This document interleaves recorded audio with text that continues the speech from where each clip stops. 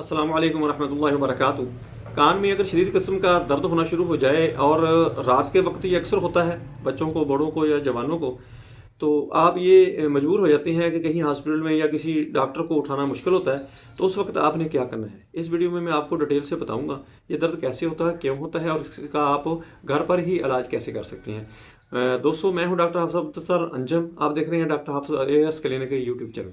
मेरा आज का जो मौजू है वो है middle ear infection, otitis media, treatment at home, domestic treatment.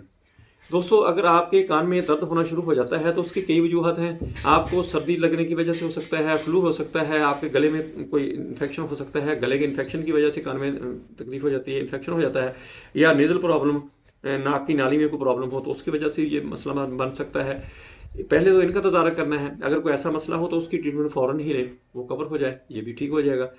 अगर आपको शदीद किस्म का दर्द हो चुका है, शुरू हो चुका है, उस वक्त आपके पास कोई मेडिसिन नहीं है, तो आपके पास घर में घरेलू चीज़ें तो होती ही हैं। जैतून का तेल अगर आपके पास पड़ा हुआ हो, उसको आपने थोड़ा सा गर्म करना है, थोड़ा सा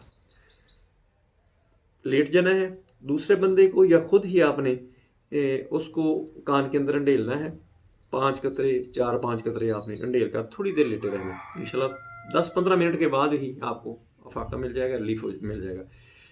अगर ये भी आपके पास अवेलेबल ना हो, दस्तियाब ना हो, घर में ना हो, तो फिर प्याज, ओनियन, गट्ठा,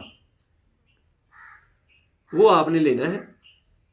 छोटा सा प्याज ले लें, उसको थोड़ा सा पीस लें, दबा लें, उसको बारीक कर लें। बारीक करने के बाद उसको किसी बारीक कपड़े में डाल लें, पोनी टाइप कोई कपड़ा हो, उसमें आपने वो उसको कचरे को दबाकर कान के नज़दीक लेकर जाना है और उसमें से दबाकर आपने उस प्याज का, ओनियन का पानी निकाल के 4-5 कतरे कान के अंदर टपका देने हैं।